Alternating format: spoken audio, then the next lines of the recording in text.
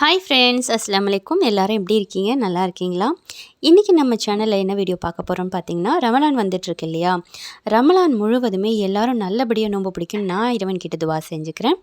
எனக்காக நீங்களும் துவா செய்யுங்க. ரமலான் அப்படின்னாலே ரொம்ப ரொம்ப ஸ்பெஷல் வந்து நோன்பு கஞ்சி தான். அதுலேயும் இந்த பள்ளிவாசலேருந்து வரக்கூடிய நோன்பு கஞ்சி வந்து நம்ம எல்லாருக்குமே ரொம்ப பிடிக்கும்.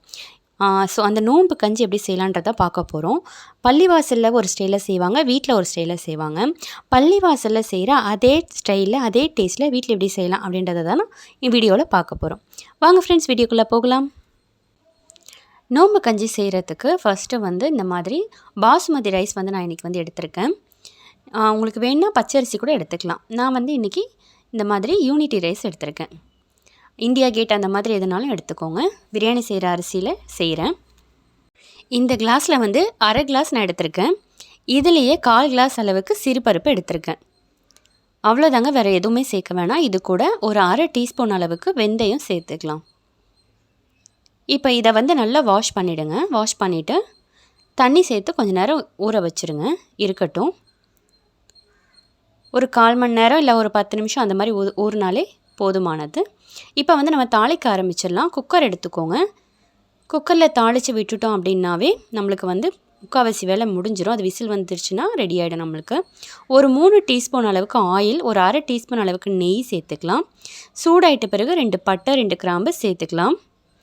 ஒரு வெங்காயம் தக்காளி பெரிய சைஸ் கட் பண்ணி வச்சுருக்கேன். அதுக்கப்புறமா கேரட்டு, புதினா மல்லி கட் பண்ணி வச்சுருக்கேன். இப்போ வந்துட்டு எல்லாம் பொரிஞ்சு வந்துருச்சு. பட்டை கிராம்பு பொரிஞ்சு வந்துட்ட பிறகு இந்த மாதிரி வெங்காயத்தை வந்து சேர்த்துக்கலாம். வெங்காயம் நல்லா முறிவு வரும்போது 1 டீஸ்பூன் அளவுக்கு இஞ்சி பூண்டு பேஸ்ட்டு சேர்த்துக்கலாம். சேர்த்துட்டு நல்லா மிக்ஸ் பண்ணிவிடுங்க. இப்போ தக்காளி சேர்த்துக்கலாம். ஒரு 2 மிக்ஸ் பண்ணிட்ட பிறகு கேரட்டு, புதினா மல்லி எல்லாம் சேர்த்துட்டு நல்லா வதக்கி விட்டுருங்க. எல்லாம் நல்லா வதங்கி வரும்போது ஒரு அரை டீஸ்பூன் அளவுக்கு மிளகாய் தூள் சேர்த்துக்கலாம். அரை டீஸ்பூன் அளவுக்கு மல்லித்தூள் சேர்த்துக்கலாம். ஒரு 1/4 ஸ்பூன் அளவுக்கு சீரகத்தூள் சேர்த்துக்கலாம். அவ்வளோதாங்க, இந்த 3 பொடி தான். சேர்த்துட்டு நல்லா மிக்ஸ் பண்ணிக்கலாம். மஞ்சத்தூள் வேணுன்னா கொஞ்சமாக சேர்த்துக்கலாம். ஒரு பச்சை மிளகாவும் சேர்த்துக்கோங்க. இப்போ வந்துட்டு எல்லாம் நல்லா மிக்ஸ் பண்ணிட்ட பிறகு இதில் வந்து 1 கிளாஸ் அப்படின்னா 8 கிளாஸ் அளவுக்கு நம்ம தண்ணி சேர்க்கணும்.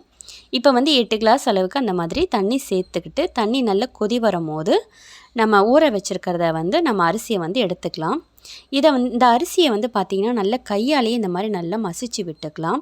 நல்லாவே வந்து உங்களுக்கு உடஞ்சி வரும். நம்ம மிக்ஸி ஜார்லாம் போட்டு அரைக்கணும் அந்த மாதிரிலாம் எந்த அவசியமும் இல்லை. இது ஊறிடுச்சுனாலே இந்த மாதிரி பண்ணிட்டீங்கனாலே போதுமானது. பாருங்கள் எந்த அளவுக்கு உடஞ்சி வருதுன்னு. இப்போ வந்து கொதி வந்துருச்சு. நம்ம வந்து இந்த அரிசியும் பருப்பையும் இதில் சேர்த்துக்கலாம்.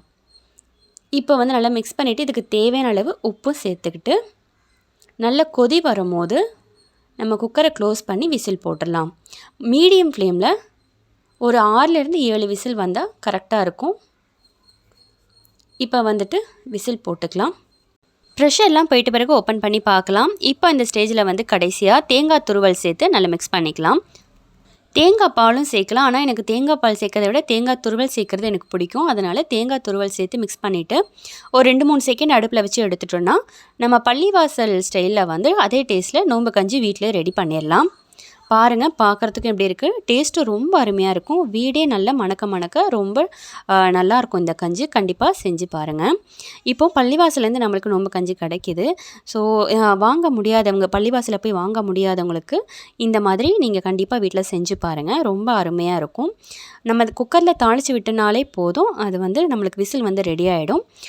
ரொம்பவே ஈஸியாகவும் ரொம்ப டேஸ்ட்டாகவும் வீட்டில் ரெடி பண்ணிடலாம். ஸோ இதே மாதிரி மெத்தடில் ட்ரை பண்ணி பாருங்கள். வீடியோ பிடிச்சிருந்துச்சின்னா வீடியோக்கு லைக் கொடுங்க. உங்கள் ஃப்ரெண்ட்ஸ் அண்ட் ஃபேமிலி கூட வீடியோவை கண்டிப்பாக ஷேர் பண்ணிக்கோங்க. நம்ம சேனலில் நிறைய ரமலான் ரெசிபீஸ்லாம் வந்துட்டுருக்கு. நம்ம சேனலை மறக்காமல் சப்ஸ்கிரைப் பண்ணி வச்சுக்கோங்க. தேங்க்ஸ் ஃபார் வாட்சிங் ஃப்ரெண்ட்ஸ். தேங்க்யூ. பை.